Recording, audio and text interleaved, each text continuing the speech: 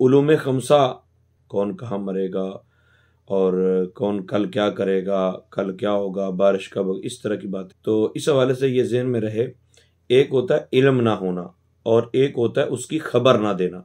यानी खुद इल्म है मगर आगे इल्म नहीं दिया, आगे उसको डिलीवर नहीं किया। तो अल्लाह ताला ने जो महबूब पाक अलैहिस्सलाम को इल्म अता फरमाया उसके दो हिस्से हैं। एक हिस्सा वो है जो उमूमी तौर पे शरीयत इस्लामिया के मुतल्लिका है और उसी को आगे पहुंचाना, हर एक तक पहुंचाना ये ज़रूरी है।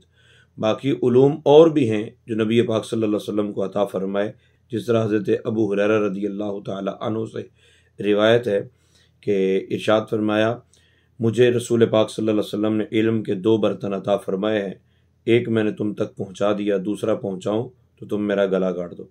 अच्छा, अब बाज़ लोग इसको यूं लेते हैं कि नबी पाक सल्लल्लाहु अलैहि वसल्लम के बारे में तुम कह रहे हो कि बाज़ उलूम उनके पास हैं मगर उन्होंने आगे नहीं पहुंचाए, तो ये तो कतमान इल्म हुआ, छुपाना हुआ इल्म का।